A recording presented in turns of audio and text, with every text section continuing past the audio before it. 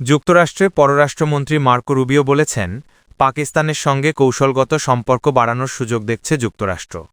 তবে সেটা ভারতের সঙ্গে তাদের ঐতিহাসিক ও গুরুত্বপূর্ণ সম্পর্ককে ক্ষতিগ্রস্ত করে নয়। মালয়েশিয়ায় দক্ষিণ পূর্ব এশিয়ার দেশগুলোর জোট আসিয়ান শীর্ষ সম্মেলনে যোগ দিতে যাওয়ার আগে সাংবাদিকদের সঙ্গে আলাপচারিতায় এসব কথা বলেন রুবিও। মার্কিন পররাষ্ট্র দপ্তরের ওয়েবসাইটে সাংবাদিকদের সঙ্গে তার কথোপকথনটি প্রকাশ করা হয়েছে। যুক্তরাষ্ট্র ও পাকিস্তানের মধ্যকার শক্তিশালী সম্পর্ক নিয়ে ভারত কোনো উদ্বেগ জানিয়েছে কিনা সাংবাদিকদের এমন প্রশ্নে রুবিও বলেন, আসলে তারা তেমন কিছু বলেনি।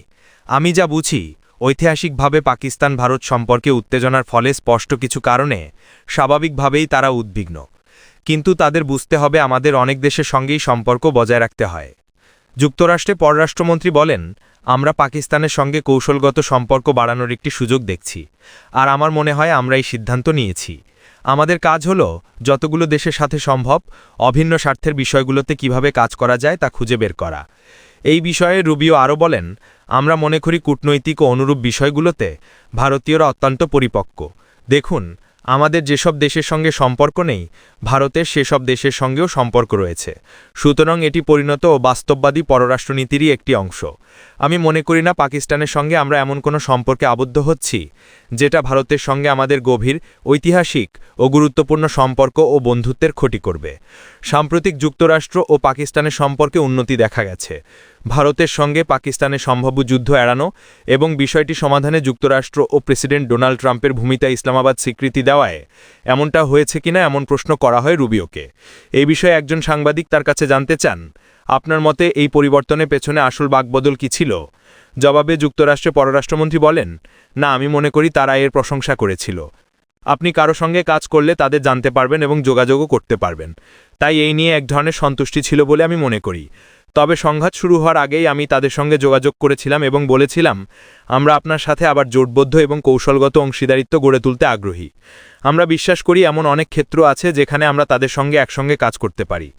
এ বিষয়ে মার্কো রুবি আরও বলেন, আমরা মনে করি ভারত ও বাদবাকি বিষয়ে সব চ্যালেঞ্জ সম্পর্কে আমরা পুরোপুরি সচেতন।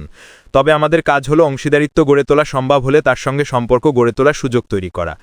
সন্ত্রাসবাদী কার্যক্রম সহ এ ধরনের নানা ক্ষেত্রে পাকিস্তানের সঙ্গে আমাদের দীর্ঘদিনের সহযোগিতার ইতিহাস রয়েছে। সম্ভব হলে আমরা এটি বিস্তৃত করতে চাই, যদিও আমরা বুঝি কিছু অসুবিধা ও চ্যালেঞ্জ থাকবে। তবে আমি মনে করি এই সম্পর্ক আগের মতো জোরদার হচ্ছে, যেটা পজিটিভ, আর এটি ভারত বা অন্য কারোর সঙ্গে আমাদের সম্পর্কের ক্ষতি করে বা সম্পর্কের পরিবর্তে হচ্ছে বলে আমি মনে করি না। আজ সোমবার মালয়েশিয়ায় ভারতের পররাষ্ট্রমন্ত্রী এস জয়শঙ্করের সাথে মার্কো রুবিও বৈঠক হওয়ার কথা। এর আগে একজন সাংবাদিক রুবিওর কাছে জানতে চান, যুক্তরাষ্ট্রের সঙ্গে বৃহত্তর ব্যবসা চুক্তির স্বার্থে ভারত রাশিয়া থেকে জ্বালানি তেল কেনা কমাতে প্রস্তুত কিনা।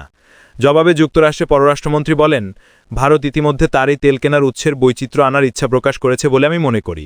তবে এই বিষয়ে আমি আগ বাড়িয়ে সিদ্ধান্ত দিতে চাই না, কিংবা আমি ব্যবসা চুক্তির আলোচনাও করছি না, তাই সেই বিষয়ে মন্তব্য করব না।